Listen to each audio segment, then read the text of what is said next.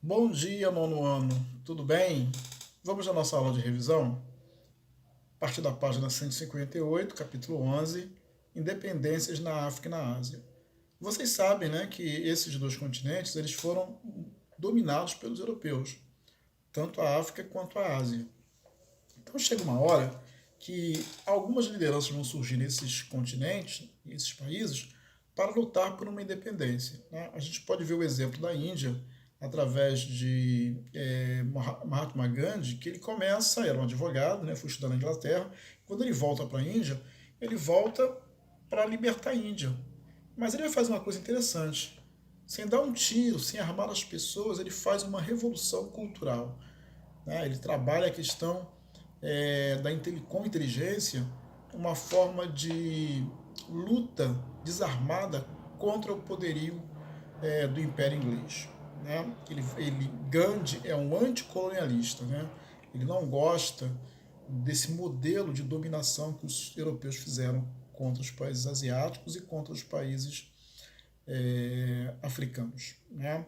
E aí, claro, teve vários conflitos, né? Mas de uma forma ou outra ele conseguiu colocar na cabeça das pessoas que uma das formas de lutar a favor da independência, né, da Índia era não comprar produtos ingleses.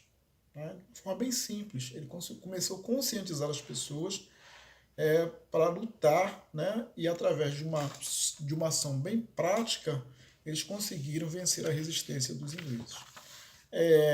E aí a gente vai ter a Indochina, vai ter outras regiões também que lutaram pela sua independência. Chegando no processo da África, em alguns setores, né, como a Argélia, como Angola, teve a luta armada. Né? Os africanos enfrentaram os europeus através do uso de armas.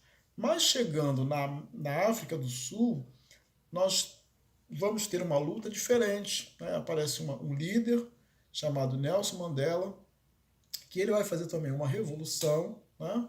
Vai lutar pela independência da África do Sul, mas ele é preso, né? É preso, fica 28 anos na cadeia, escreve vários livros, vários artigos, e através desses livros e desses artigos, no final da sua prisão, ele, ele consegue ser candidato a presidente da África do Sul, se elege e começa a transformar a África numa África diferente, né? Uma África em que o branco e o negro têm espaço para poder trabalhar, lutar, né? E desenvolver sua política e sua vida social, ok?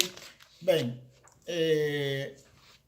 claro que esses movimentos eles foram, né, não foram assim vitoriosos, né, o movimento de liberdade, também pela insistência e pela participação de outros países, né, nessa questão. Os Estados Unidos mesmo, o povo negro americano trabalhou muito nessa questão, né, através de Martin Luther King, né, através de Malcolm X, e entre outros, né, lutaram e chamaram atenção para essa luta, que era a luta do povo negro e do povo asiático, ok?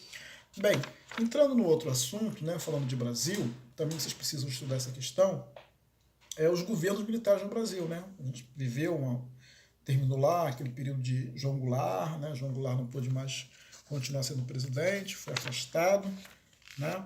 E aí os militares, né, fizeram um golpe, deram um golpe no Brasil, num governo civil, aí tomaram o poder. Ficaram 21 anos no poder e começaram a governar o Brasil, fechando o Congresso, abolindo as liberdades, né? As pessoas não podiam discutir política, não podiam se reunir, não podiam falar, através de alguns atos institucionais. Né? A I1, a I2, a I3, a I4 e a I5, que foi o pior deles, né? Que suspendeu o direito de habeas corpus, regulamentou a censura prévia no meio de comunicação e deu pleno poderes ao presidente para cancelar direitos políticos, públicos e privados. Quer dizer, o presidente podia tudo, né? Podia até matar em nome da lei deles, é claro. Né?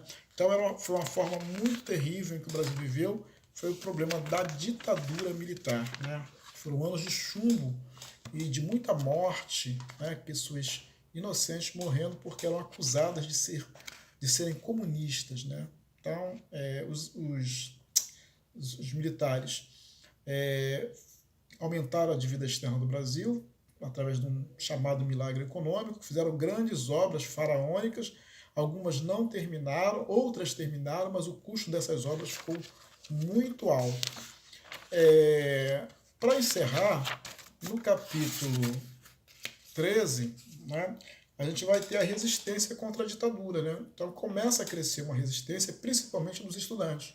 A União Nacional dos Estudantes, começa a lutar e ir para a rua, mesmo contra a vontade dos militares. Então, como é que esse movimento cresceu? A partir da morte do estudante Edson Luiz de Lima Souto, 18 anos, morto pela polícia, eles fizeram uma passeata chamada Passeata dos 100 mil. E a partir daí o movimento foi aumentando contra o governo ditador. Bem, e em seguida a gente teve resistência, né? Resistência no meio indígena, resistência negra, os negros também se organizaram, né? Através de uma imprensa negra, e vários setores da sociedade. O pessoal da cultura, da música, né? Do cinema, artes plásticas, lutaram contra a ditadura. E isso vai acontecer, claro, aí depois o governo sendo pressionado, eles fazem uma abertura política, né? Uma anistia. Então eles autorizam a volta das pessoas que foram expulsas do país, né? Como cantores como Gilberto Gil, Caetano Veloso, Chico Buarque, e alguns políticos, né? como Fernando Henrique Cardoso, Brizola, e entre outros. Né? E aí começou o movimento pelas diretas já, né? Para que o Brasil pudesse ter uma eleição direta, e os militares não se viram de uma outra maneira fazer uma transição. E aí, o que aconteceu nessa transição?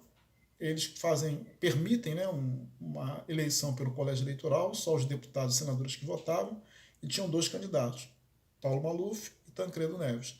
Tancredo representava os civis, e o Paulo Maluf, mesmo sendo civil, empresário, rico, famoso, corrupto, o que aconteceu? Ele representava os militares. Maluf perdeu a eleição, Tancredo Neves ganha a eleição, né, e aí vai começar um outro movimento no Brasil, o movimento pela volta da democracia. Valeu? Estudem, preparem-se e até o nosso próximo encontro.